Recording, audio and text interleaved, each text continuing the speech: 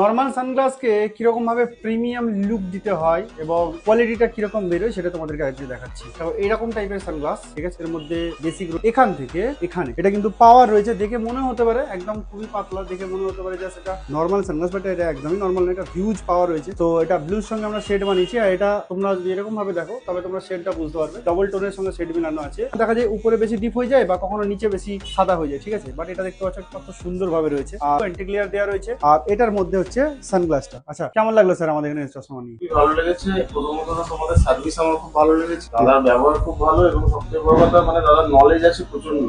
মানে অ্যাকচুয়ালি আমার আগের যে পাওয়ারটা আমি ইউজ করছিলাম সেই পাওয়ারটা মানে ঠিক ছিল না, ভুল ছিল। তো দাদা পাওয়ারটা চেক করে সেটাকে ঠিক করে দেয়।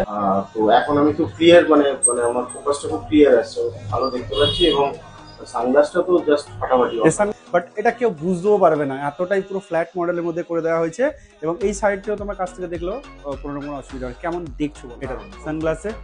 একদম নর্মাল চশমার মতোই লাগছে, ঠিক আছে। কতক্ষণের মধ্যে আপনি পেলেন আর কখন অর্ডার দিয়েছিলেন? আমি অর্ডার করেছিলাম তখন এই 3:30 4টে হবে, তো আমি নিচ্ছি এখন ওই 1:30টার সময়, মানে সেম ডে।